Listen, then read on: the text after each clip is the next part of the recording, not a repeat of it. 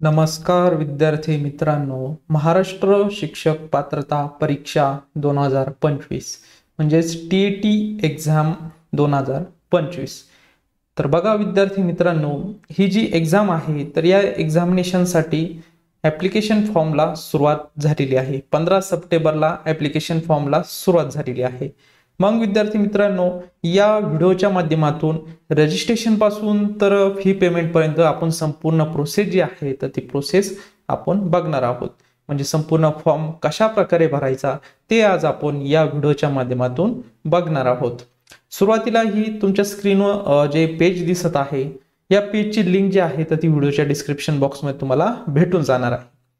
त्यावर क्लिक केल्यानंतर असे पेज ओपन झालेले दिसेल. सुरुवातीला आपल्याला रजिस्ट्रेशन करून घ्यावे लागत असेल. खूप सारे विद्यार्थी मित्रांचे प्रश्न असतात की आम्ही मागच्या वर्षी रजिस्ट्रेशन केलं होतं, परंतु ती एक्झामिनेशन जी होती तर ती 2024 ची होती. आता जी एक्झामिनेशन आहे तर ती 2025 ची आहे. जरी कोणता फॉर्म फिल करायचा असेल तर त्याला सुरुवातीला आपल्याला रजिस्ट्रेशन करावं लागतं, त्यानंतर लॉग इन करायचं आणि देन नेक्स्ट आपल्याला फॉर्म फिल करायचं आणि लास्टला जी प्रोसेस असते डॉक्युमेंट अपलोड करणे आणि लास्टला पेमेंट करून फॉर्म सक्सेसफुली सबमिट करायचा असतो. तर बघा सुरुवातीला आपण रजिस्ट्रेशन कशा प्रकारे करायचं ते आता बघूयात. या पेजवर बघा विंडोच्या लेफ्ट साईडला उमेदवाराची नवीन नोंदणी यावर तुम्हाला सुरुवातीला क्लिक करायचं आहे. नवीन नोंदणी यावर क्लिक केल्यानंतर असे पेज ओपन झालेले दिसेल. यामध्ये बघा सुरुवातीला उमेदवाराची नोंदणी म्हणजे कॅन्डिडेट रजिस्ट्रेशन यामध्ये तुम्हाला युजर नेम जो आहे तर तुम्हाला स्वतः टाकायचा आहे. मग तुम्ही तुमचं नाव टाकू शकता किंवा नाव प्लस आडनाव टाकू शकता किंवा संपूर्ण नाव टाकू शकता. युजर नेम मध्ये स्पेस द्यायचा नसतो. म्हणजे तुम्ही तुमचं नाव किंवा आडनाव टाकलं त्यामध्ये स्पेस दिला तर हे असं रॉंग राहतं. मग त्यामुळे संपूर्ण जे आहे बिना स्पेस देता तुम्ही जो युजर आयडी आहे तर तो टाकायचा आहे. टाकल्यानंतर या ठिकाणी बघा पासवर्ड तुम्हाला क्रिएट करायचा आहे. तुम्हाला तुमच्या मनाने पासवर्ड टाकायचा आहे, पण तो जो फॉर्मॅट आहे त्यामध्ये कॅपिटल पण आले पाहिजे, स्मॉल पण आले पाहिजे, एक सिम्बॉल पण आला पाहिजे. अशा प्रकारे तुम्हाला पासवर्ड क्रिएट करायचा आहे. त्यानंतर बघा परत तोच पासवर्ड या ठिकाणी एंटर करायचा आहे. म्हणजेच पासवर्ड पुष्टीकरण म्हणजे कन्फर्मेशन हा सेम. तर दोन्ही ठिकाणी सेम पासवर्ड एंटर करायचा आहे. त्यानंतर बघा उमेदवाराचे नाव माध्यमिक शालांत प्रमाणपत्र प्रमाणे म्हणजे जसं 10वीच्या तुमच्या सर्टिफिकेटवर किंवा मार्कशीटवर जसं नाव आहे तसंच या ठिकाणी तुम्हाला एंटर करायचं आहे. यामध्ये तुमचं फर्स्ट नाव टाकायचं आहे म्हणजे स्वतःचं नाव टाका. त्यानंतर मिडल नेम तुमच्या वडिलांचं नाव, त्यानंतर तुमचं सरनेम म्हणजे तुमचं आडनाव या ठिकाणी एंटर करायचं आहे. तिन्ही कॉलम मध्ये सेपरेट एंटर करायचं आहे. त्यानंतर बघा ईमेल आणि मोबाईल क्रमांक पडताळणे या ठिकाणी तुमचा मोबाईल नंबर टाकून घ्यायचा आहे. त्यानंतर बघा ईमेल आयडी टाकून घ्यायचा आहे. हे संपूर्ण माहिती भरल्यानंतर तुम्हाला काय करायचं आहे, OTP पाठवा, सेंड OTP या टॅबवर तुम्हाला काय करायचं आहे, क्लिक करायचं आहे. तर यावर क्लिक केल्यानंतर बघा एक OTP येईल तुमच्या मोबाईल नंबरवर. मग तो OTP एंटर करायचा आहे. एंटर केल्यानंतर सबमिट बटनावर तुम्हाला क्लिक करायचं आहे. OTP सबमिट केल्यानंतर बघा विद्यार्थी मित्रांनो या ठिकाणी तुमचा युजर नेम टाकून घ्यायचा आहे. त्यानंतर जो तुम्ही पासवर्ड क्रिएट केलेला आहे तो इथे एंटर करायचा आहे. एंटर केल्यानंतर बघा या ठिकाणी जो कॅप्चा कोड दिलेला आहे तर तो कॅप्चा कोड या ठिकाणी टाकायचा आहे आणि लॉग इन टॅबवर तुम्हाला क्लिक करायचं आहे. लॉग इन झाल्यानंतर बघा विद्यार्थी मित्रांनो अशा प्रकारे पेज जे आहे तर ते ओपन झालेलं दिसेल. सुरुवातीला तुम्हाला अर्जावरील माहिती यावर तुम्हाला क्लिक करायचं आहे. यामध्ये बघा विद्यार्थी मित्रांनो वैयक्तिक माहिती यावर क्लिक केल्यानंतर बघा तुमचं नाव दिसेल, वडिलांचे नाव दिसेल, त्यानंतर आडनाव दिसेल. त्यानंतर या ठिकाणी तुमच्या आईचं नाव एंटर करायचं आहे. त्यानंतर बघा खाली नावात बदल असल्यास ज्या महिलांचं लग्न झालेलं आहे त्यांचं जर नावात काय बदल असेल तर त्यांनी यस करा, बाकीच्यांनी काय करायचं आहे, नो करायचं आहे. त्यानंतर ईमेल आयडी तुम्ही अगोदरच फिल केलेला असल्यामुळे डायरेक्ट तो जशाच तसा आलेला आहे. मोबाईल नंबर पण सेम असणार आहे. त्यानंतर डेट ऑफ बर्थ तुम्हाला सिलेक्ट करून घ्यायची आहे. त्यानंतर बघा विद्यार्थी मित्रांनो डेट ऑफ बर्थ सिलेक्ट करून झाल्यानंतर आधार नंबर टाकायचा आहे, त्यानंतर आधार एनरोलमेंट आय डी, हा जर एनरोलमेंट आय डी असेल तर टाका, कंपल्सरी नाही. त्यानंतर जे जेंडर आहे मेल फिमेल ट्रान्सजेंडर यामधून तुम्हाला सिलेक्ट करायचं आहे. सिलेक्ट केल्यानंतर बघा विद्यार्थी मित्रांनो, तुमची कॅटेगरी जी आहे तर ती कॅटेगरी सिलेक्ट करायची आहे. SC ST VJA NT BC D, त्यानंतर SBC OBC SCBC EWS general, जी तुमची कॅटेगरी असेल तर ती तुम्हाला या ठिकाणी सिलेक्ट करायची आहे. सिलेक्ट केल्यानंतर सेव्ह आणि नेक्स्ट या बटनावर तुम्हाला क्लिक करायचं आहे. तर बघा विद्यार्थी मित्रांनो, कॅटेगरी सिलेक्ट केल्यानंतर बघा इथे कॅटेगरी सर्टिफिकेट नंबर टाकायचा आहे, तो तुम्हाला कास्ट सर्टिफिकेट मिळून जाईल. त्यानंतर बघा जात प्रमाणपत्राचे दिनांक, कास्ट सर्टिफिकेट डेट, त्या ठिकाणीच तुम्हाला सर्टिफिकेट मिळून जाणार आहे, ती येथे एंटर करा आणि त्यानंतर सेव्ह आणि नेक्स्ट बटनावर तुम्हाला क्लिक करायचं आहे. त्यानंतर बघा विद्यार्थी मित्रांनो, या ठिकाणी ॲड्रेस इन्फॉर्मेशन मध्ये तुमचा ॲड्रेस जो आहे तो ॲड्रेस टाकायचा आहे. या ठिकाणी तुमच्या घराचं नाव असेल किंवा घराचा नंबर असेल, या ठिकाणी डिटेल ॲड्रेस जो आहे तर तो व्यवस्थित टाकायचा आहे. त्यानंतर तुमच्या गावाचं नाव, त्यानंतर इथून डिस्ट्रिक्ट जो आहे तर तो डिस्ट्रिक्ट सिलेक्ट करा. त्यानंतर बघा तहसील तालुका जो आहे तर तो तालुका सिलेक्ट करायचा आहे. स्टेट जे आहे तर ते महाराष्ट्र टाकायचं आहे. पिनकोड जो आहे तुमच्या गावाचा जो पिनकोड आहे तो इथे एंटर करायचा आहे. त्यानंतर पत्र व्यवहाराचा जर पत्ता जो आहे तर तो वेगळा असेल किंवा तुम्ही वेगळी ज्या दुसऱ्या गावाला राहत असाल तर त्यावेळेस तुम्ही तो ॲड्रेस टाका. नाही तर शक्यतो दोन्ही ॲड्रेस जे आहे तर ते सेमच जवळपास टाकत असतात. परंतु तुम्ही आता सध्या दुसरीकडे राहत असाल तर तिथला तुम्ही परंतु तुम्ही इन फ्युचर त्या ठिकाणी पत्रव्यवहार होऊ शकतात. त्यामुळे जो तुम्ही परमनंट जो ॲड्रेस आहे तोच टाकून हा फॉर्म फिल करू शकता. दोन्ही जर ॲड्रेस सेम असतील तर अशा वेळेस सेम ॲज परमनंट ॲड्रेस या चेकबॉक्सवर क्लिक करायचं आहे आणि सेव्ह आणि नेक्स्ट या बटनावर तुम्हाला क्लिक करायचं आहे. त्यानंतर बघा विद्यार्थी मित्रांनो, पुढील माहिती आहे एज्युकेशनल इन्फॉर्मेशन.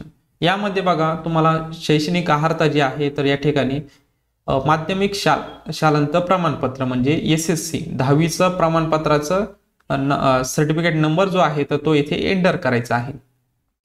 हा जो नंबर असतो आपल्याला शाळेमधून आपल्याला एक गुणपत्रक आणि दुसरं जे आहे तर ते प्रमाणपत्र भेटत असतं.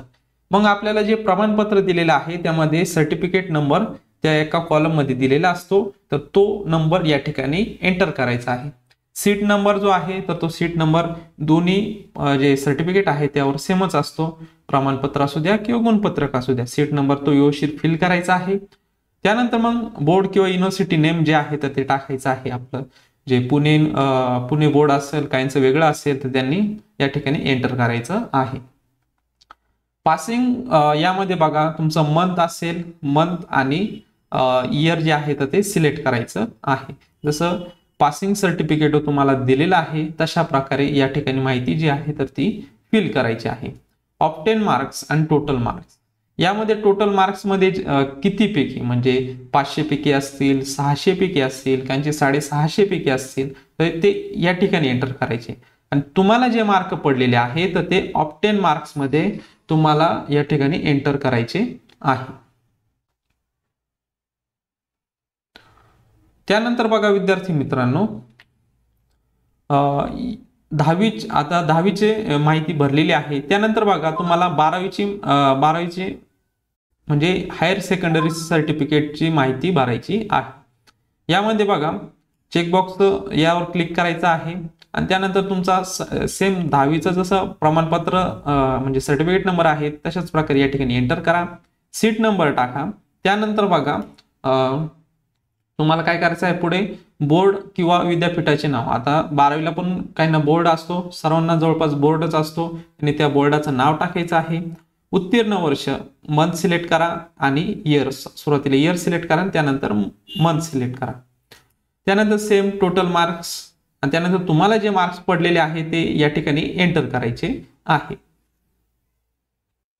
त्यानंतर बघा विद्यार्थी मित्रांनो, पुढे बघा या ठिकाणी तुमचं ग्रॅज्युएशन झालेलं असेल तर तुम्ही ग्रॅज्युएशनची माहिती भरू शकता. या चेकबॉक्सवर क्लिक करायचं आहे आणि संपूर्ण माहिती व्यवस्थित भरायची आहे.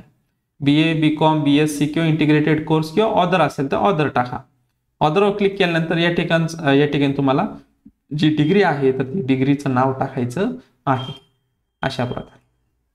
त्यानंतर निकाल फायनल इयरला आहात का किंवा ॲपियर आहात का तर यावर क्लिक करा. जे विद्यार्थी पास असतील तर ते पासवर क्लिक करायचं आहे. पास जर असाल तर तुम्हाला पुढची माहिती भरावी लागणार आहे. बोर्ड नेम किंवा युनिव्हर्सिटी नेम, युनिव्हर्सिटीचं नाव टाकायचं आहे. त्यानंतर टोटल मार्क्स आणि तुम्हाला जे मिळाले मार्क ते ऑब्टेन मार्क्स मध्ये टाकायचे आहे जर झालेलं असेल ग्रॅज्युएशन तर. त्यानंतर बघा तुमचं जर पोस्ट ग्रॅज्युएशन झालेलं असेल तर यावर क्लिक करा, नसेल तर हा चेकबॉक्स क्लिक करू नका. त्यानंतर बघा सिलेक्ट यावर क्लिक करायचं आहे. या ठिकाणी बघा ज्यांचं पोस्ट ग्रॅज्युएशन झालेलं असेल त्यांनी सिलेक्ट करून जो काही कोर्स असेल तो सिलेक्ट करा. यामध्ये दिलेला कोर्स नसेल तर ऑदरवर क्लिक करून या ठिकाणी तुम्हाला माहिती भरायची आहे. त्यानंतर मग युनिव्हर्सिटीचे नाव टाकायचे आहे. सेम किती मार्क्स, कितीपैकी मार्क्स आणि ऑब्टेन मार्क्स मध्ये तुम्हाला मिळाले मार्क्स, अशा प्रकारे ही संपूर्ण माहिती तुम्हाला भरायची आहे. मग पुढे बघा विद्यार्थी मित्रांनो, या ठिकाणी बघा व्यावसायिक पदविका शिक्षण 1ली ते 5वी प्रोफेशनल एज्युकेशनल डिप्लोमा. आता बघा TET पेपर फर्स्ट जर तुम्हाला द्यायचा असेल तर या ठिकाणी संपूर्ण माहिती तुम्हाला भरावी लागणार आहे 1ली ते 5वी साठी.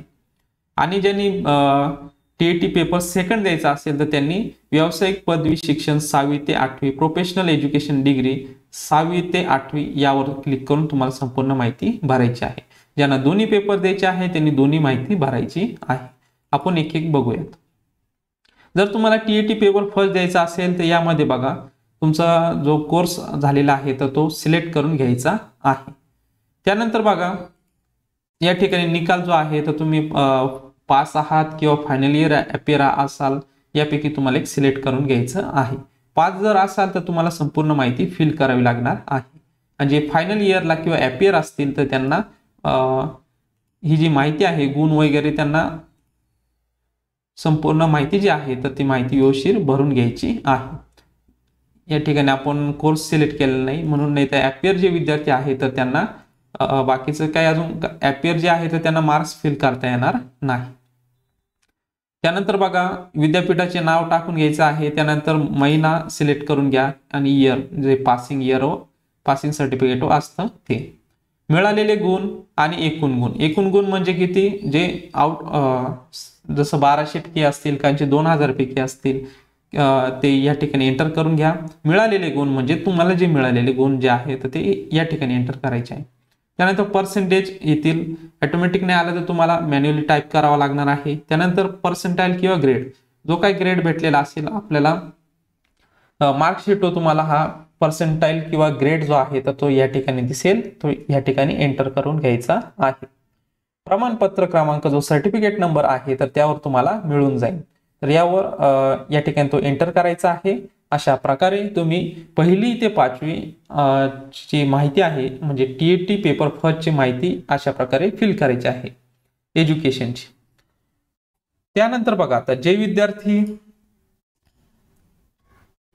6वी ते 8वी यांना TET पेपर सेकंड असतो त्यांनी बघा ज्या विद्यार्थ्यांचं BEd झालेलं असेल, BPEd झालेलं असेल किंवा इंटिग्रेटेड कोर्स झालेला असेल तर त्यांसाठी हा सेकंड पेपर असतो. मग त्यानंतर या ठिकाणी तुमचं जे कोर्स आहे डिग्री नेम जो आहे तो सिलेक्ट करा. त्यानंतर निकाल पास आहात का ॲपियर आहात ते सिलेक्ट करून घ्या. त्यानंतर बोर्डाचं नाव टाका. त्यानंतर या ठिकाणी इयर सिलेक्ट करून घ्या, कोणत्या वर्षी तुम्ही कोणत्या महिन्यात पास झालेले आहात ते तुम्हाला संपूर्ण माहिती जी आहे तर ती मार्कशीटवर भेटून जाणार आहे. तसेच या ठिकाणी टोटल मार्क्स, मिळालेले गुण, त्यानंतर टक्केवारी, पर्सेंटाईल ग्रेड काय मिळालेला आहे तो आणि प्रमाणपत्र क्रमांक, अशा प्रकारे संपूर्ण माहिती तुम्हाला भरायची आहे. यामध्ये बघा पेपर फर्स्ट द्यायचा असेल त्यांनी 1ली ते 5वी यामधील ही संपूर्ण माहिती भरा. ज्यांना फक्त सेकंडच पेपर द्यायचा असेल त्यांनी ही माहिती भरायची आहे, वरची माहिती भरायची नाही. ज्यांना दोन्ही पेपर द्यायचे असेल त्यांना ही 1ली आणि ही दुसरी ही दोन्ही माहिती भरून सेव्ह आणि नेक्स्ट बटनावर क्लिक करायचं आहे. सर्वांना समजलंच असेल. तर बघा विद्यार्थी मित्रांनो, त्यानंतर बघा विद्यार्थी मित्रांनो पुढची स्टेप असणार आहे एक्झाम इन्फॉर्मेशन. यामध्ये तुम्हाला परीक्षा केंद्राचा जिल्हा जो आहे तर तो जिल्हा निवडून घ्यायचा आहे. परीक्षा पेपर सेकंड या म्हणजे आता सेकंडनी इन्फॉर्मेशन भरली असेल सेकंड आणि दोन्ही यांची भरली असेल तर दोन्ही तुम्हाला ऑप्शन या ठिकाणी येतील. पर्यायी विषय जो आहे तर बघा मॅथ सायन्स आहे की सोशल सायन्स आहे, यांनी सेकंड पेपर सिलेक्ट केला असल्यामुळे यांना असे ऑप्शन येत आहे. मॅथ सायन्स किंवा सोशल सायन्स जो असेल तो त्यांना सिलेक्ट करायचा आहे. त्यानंतर परीक्षेचे माध्यम जे आहे तर ते मराठी, इंग्लिश, उर्दू, हिंदी, बंगाली अशा प्रकारे यातून तुम्हाला सिलेक्ट करायचं आहे. म्हणजे जो पेपर जो मिळणार आहे तर तो कोणत्या माध्यमातून असला पाहिजे त्याविषयी या ठिकाणी माहिती फिल करायची आहे. उमेदवार महाराष्ट्र राज्याचा रहिवासी आहे का, यस किंवा नो, तर यामध्ये तुम्हाला सिलेक्ट करायचं आहे. त्यानंतर बघा विद्यार्थी मित्रांनो पुढील जी माहिती असणार आहे मग या ठिकाणी बाय डिफॉल्ट मराठी लँग्वेज येणार आहे आणि दुसरी जी भाषा आहे तर ती इंग्लिश येणार आहे. उमेदवार दिव्यांग आहेत का, यस असेल तर यस करा, यस म्हणलं तर तुम्हाला माहिती भरावी लागणार आहे, नसेल तर नो यावर क्लिक करायचं आहे. माजी सैनिक आहे का असेल तर यस करा, नसेल तर नो करा. त्यानंतर शहीद सैनिकांची पत्नी किंवा त्यांच्या कुटुंबातील आहात का असेल तर यस करा आणि माहिती पुढची जी आहे तर ती या ठिकाणी असेल तर यस करा, नसेल तर नो करा. त्यानंतर बघा तुम्ही या ठिकाणी चेकबॉक्सवर क्लिक करायचं आहे. महाटीईटी 2018 व महाटीईटी 2019 परीक्षेच्या मधील गैरप्रकार आढळलेल्या उमेदवाराच्या यादी स्वतः वाचून तपासलेली आहे, त्या यादीत माझ्या नावाचा समावेश नाही. अशा प्रकारे या ठिकाणी चेकबॉक्सवर क्लिक करायचं आहे. केल्यानंतर बघा जुळ्या भावंडांची माहिती, तुम्ही कोणी जुळे असाल तर त्यांनी यस करा, नसेल तर तुम्हाला नो करायचं आहे. त्यानंतर बघा पुढे काय माहिती दिलेली आहे, ओळखपत्राचा प्रकार. म्हणजेच तुम्ही एक्झाम सेंटरला कोणतं आयडी प्रूफ दाखवणार आहात, Aadhaar card, PAN card, driving licence किंवा वोटिंग कार्ड किंवा पासपोर्ट किंवा अदर मध्ये इतर काही, परंतु जवळपास सगळे आधार कार्डच देत असतात. आधार कार्ड द्या, त्यानंतर या ठिकाणी त्याचा नंबर जो आहे तर तो नंबर एंटर करायचा आहे आणि सेव्ह आणि नेक्स्ट या बटनावर तुम्हाला क्लिक करायचं आहे. त्यानंतर बघा विद्यार्थी मित्रांनो पुढील जी माहिती आहे तर ती माहिती तुम्हाला फिल करायची आहे. यामध्ये बघा आता जे डिक्लेरेशन आहे म्हणजे स्वयं हस्ताक्षरित प्रतिज्ञापत्राचा नमुना या ठिकाणी बघा इंग्लिशमध्ये दिलेला आहे आणि खाली मराठीमध्ये पण दिलेला आहे. तुम्हाला ज्या नमुन्यामध्ये स्वहस्ताक्षरित प्रतिज्ञापत्र लिहायचं आहे ते तुम्ही लिहू शकता. कोरा कागद घ्या, त्यामध्ये हे संपूर्ण तुम्हाला लिहायचं आहे जसं आहे तसं. इंग्लिशमध्ये त्यांनी इंग्लिशमध्ये लिहा, काय ना मराठीमध्ये लिहायचं त्यांनी मराठीमध्ये लिहू शकता. ते झाल्यानंतर या ठिकाणी बघा माहिती काय दिलेली आहे, खालील दिलेला मजकूर हा स्वहस्ताक्षरात लिहून त्याखाली आपली सही व आपल्या डाव्या हाताचा अंगठा उमटवणे अनिवार्य आहे. हे सर्व डिक्लेरेशन बघा लिहून झाल्यानंतर खाली तुम्हाला सिग्नेचर करायची आहे. एका कोपऱ्यामध्ये एका साईडला डाव्या हाताचा अंगठा जो आहे तर तो उमटवायचा आहे. म्हणजे शाईमध्ये स्टॅम्प पॅड घ्यायचा आहे, त्यावरून शाई अंगठा जो आहे तर तो अंगठा उमटवायचा आहे. अशा प्रकारे तो डिक्लेरेशन फॉर्म होणार आहे. मग तो त्यामध्ये तुमचं हे लिहिलेले डिक्लेरेशन येणार आहे, सिग्नेचर येणार आहे आणि तुम्ही जो अंगठा दिलेला आहे डाव्या हाताचा अंगठा उमटवलेला आहे तर तो येणार आहे. अशा प्रकारे डिक्लेरेशन व्यवस्थित लिहून घ्या, त्याचा एक फोटो काढा आणि तो या ठिकाणी अपलोड करायचा आहे. या ठिकाणी बघा विद्यार्थी मित्रांनो खाली स्क्रोल केल्यानंतर या ठिकाणी तुमचा फोटो जो आहे तर त्याची साईज पण दिलेली आहे 17 KB ते 51 KB या दरम्यान JPG फॉर्मॅट मध्येच या ठिकाणी सिलेक्ट करा, अपलोड करा. त्यानंतर स्वाक्षरी जी आहे 17 ते 51 KB साईज JPG फॉर्मॅट मध्ये. त्यानंतर ओळखीचा जो पुरावा आहे तर तो 30 KB ते 500 KB. यामध्ये ओळखीचा पुरावामध्ये तुम्ही जो आधार कार्ड सिलेक्ट केलेला असेल तर आधार कार्ड करा, पॅन कार्ड केलेला असेल तर पॅन कार्ड करा. असं जे तुम्ही सिलेक्ट केलेलं असेल ते तुम्हाला या ठिकाणी अपलोड करायचं आहे. साईज बघा 30 KB ते 500 KB या दरम्यान ती साईज असली पाहिजे आणि PDF फॉर्मॅट मध्ये आयडी प्रूफ जो आहे तर तो अपलोड करायचा आहे. त्यानंतर मग बघा आपण आत्ताच बघितलेलं आहे स्वहस्ताक्षरित प्रतिज्ञापत्र सेल्फ डिक्लेरेशन. सेल्फ डिक्लेरेशन बघा त्यामध्ये तुम्ही लिहिलेलं डिक्लेरेशन येणार आहे, सिग्नेचर येणार आहे आणि अंगठा येणार आहे. तुम्ही जो उमटवलेला आहे, डाव्या हाताचा अंगठा उमटवलेला आहे तो पण येणार आहे. असे 3 कंटेंट त्यामध्ये असले पाहिजे. तेव्हा त्याचा फोटो काढा आणि या ठिकाणी अपलोड करायचं आहे. त्याची साईज जी आहे तर ती 17 KB ते 500 KB दरम्यान असणार आहे. JPG फॉर्मॅटमध्ये तुम्हाला अपलोड करायचा आहे. हे संपूर्ण अपलोड केल्यानंतर या ठिकाणी चेकबॉक्स तुम्हाला क्लिक करायचा आहे आणि शो प्रिव्ह्यू या बटनावर तुम्हाला क्लिक करायचं आहे. त्यानंतर बघा विद्यार्थी मित्रांनो, शो प्रिव्ह्यू यावर क्लिक केल्यानंतर अशा प्रकारे पेज ओपन झालेले दिसेल ऍप्लिकेशन प्रिव्ह्यूचा. यामध्ये तुम्हाला संपूर्ण डिटेल्स व्यवस्थित चेक करून घ्यायचे आहे. काही जर चेंजेस असेल तर अजून सुद्धा तुम्ही एडिट ऍप्लिकेशन यावर क्लिक करून तुम्ही एडिट करू शकता. त्यानंतर बघा माहिती भरलेली जी आहे तर ती परफेक्ट असेल, त्यानंतर तुम्ही प्रोसीड टू पेमेंट या टॅबवर तुम्हाला क्लिक करायचं आहे. त्यानंतर बघा विद्यार्थी मित्रांनो, परीक्षा शुल्क या पेजवर तुम्ही यशाल. आल्यानंतर तुमची माहिती या ठिकाणी शो होणार आहे. त्यानंतर बघा पेमेंट डिटेल्स जे आहेत अजून ते पेंडिंग आहे. आपण पेमेंटच केलं नाही त्यामुळे ते पेंडिंग दिसत आहे. त्यानंतर तुम्ही परीक्षा शुल्क भरा या टॅबवर तुम्हाला क्लिक करायचं आहे. परीक्षा शुल्क भरा यावर क्लिक केल्यानंतर असा एक मेसेज शो होईल. परीक्षा शुल्क भरल्यानंतर उमेदवाराला अर्जाची माहिती बदलता येणार नाही. मग यावर तुम्हाला होय म्हणायचं आहे आणि परीक्षा शुल्क भरा यावर जायचं आहे. त्यानंतर विद्यार्थी मित्रांनो बघा या ठिकाणी तुम्ही QR कोडचा यूज करून सुद्धा पेमेंट करू शकता, UPI चा सुद्धा यूज करून पेमेंट करू शकता, इंटरनेट बँकिंग आणि क्रेडिट कार्ड, डेबिट कार्ड. तर शक्यतो क्रेडिट कार्ड डेबिट कार्ड जे आहे तर त्याचाच यूज करून तुम्ही पेमेंट करा. पेमेंट म्हणजे गुंतणार नाही. आणि पेमेंट करताना सगळ्यांनी काळजी घ्या की तुमचं जे इंटरनेट जे आहे तर ते इंटरनेट कनेक्शन जे आहे तर ते गुड आहे का, म्हणजे व्यवस्थित आहे का, तरच करा. रेंज कमी जास्त असेल तर पेमेंट ज्या ठिकाणी रेंज व्यवस्थित आहे त्या ठिकाणी जाऊन तुम्ही व्यवस्थित पेमेंट करून घ्या, म्हणजे पेमेंट गुंतणार नाही. पेमेंट केल्यानंतर बघा विद्यार्थी मित्रांनो अशा प्रकारे पेज जे आहे तर ते पेज ओपन झालेले दिसेल पेमेंट रिसिप्टचं. या ठिकाणी डाउनलोड पेमेंट रिसिप्ट यावर क्लिक करून तुम्ही पेमेंट रिसिप्ट डाउनलोड करू शकता. त्यानंतर बघा पेमेंट सक्सेसफुल झाल्यानंतर व्यवस्थित रिसिप्ट डाउनलोड झाल्यानंतर परत तुम्हाला या पेजवर यायचं आहे. आपलं जे होम पेज आहे तर ते होम पेज म्हणजेच मुख्य पृष्ठ यावर क्लिक करायचं आहे. किंवा महाराष्ट्र शिक्षक पात्रता परीक्षा 2025 आपलं जे सुरुवातीचं पेज होतं तर त्यावर यायचं आहे. आल्यानंतर या ठिकाणी बघा उमेदवाराचे लॉग इन यावर तुम्हाला क्लिक करायचं आहे. या पेजवर आल्यानंतर बघा लॉग इन पेजवर आल्यानंतर या ठिकाणी तुमचा युजर नेम टाकून घ्या, पासवर्ड टाकून घ्या. त्यानंतर या ठिकाणी दिलेला हा कॅप्चा कोड आहे तो या ठिकाणी एंटर करा आणि लॉग इन बटनावर तुम्हाला क्लिक करायचं आहे. त्यानंतर बघा विद्यार्थी मित्रांनो लॉग इन झाल्यानंतर अशा प्रकारचे टॅब तुमच्या पुढे ओपन झालेल्या दिसेल. अर्जावरील माहिती भरा, परीक्षा फी भरा हे आपण कंप्लीट केलेलं आहे. अर्ज डाउनलोड करा यावर तुम्हाला क्लिक करायचं आहे.